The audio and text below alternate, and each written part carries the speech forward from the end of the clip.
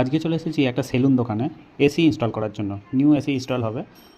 নতুন এসিটা আছে প্যানাসোনিকের, প্যানাসোনিক 3 স্টার ইনভার্টার এসি। আর এইখানে আরেকটা এসি ইনস্টল করা আছে হিতাচি কোম্পানি।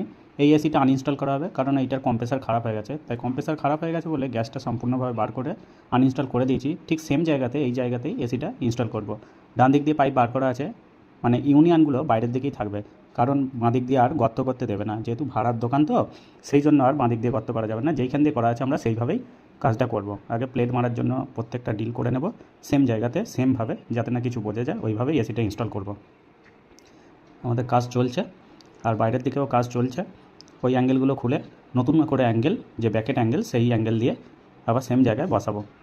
প্লেটটা মেরে ইনডোরটা লাগিয়ে দেবো, দেওয়ার পরে আউটডোরের কাজ সম্পূর্ণ করব।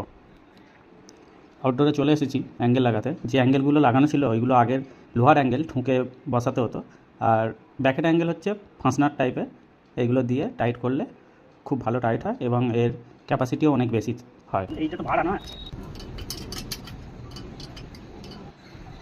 এসি ইনস্টল হয়ে গেছে, ভ্যাকুমও হয়ে গেছে, সব কিছু কাজ সম্পূর্ণ করে মেশিনটা চালিয়ে দিয়েছি, মেশিন চালু হয়ে গেছে।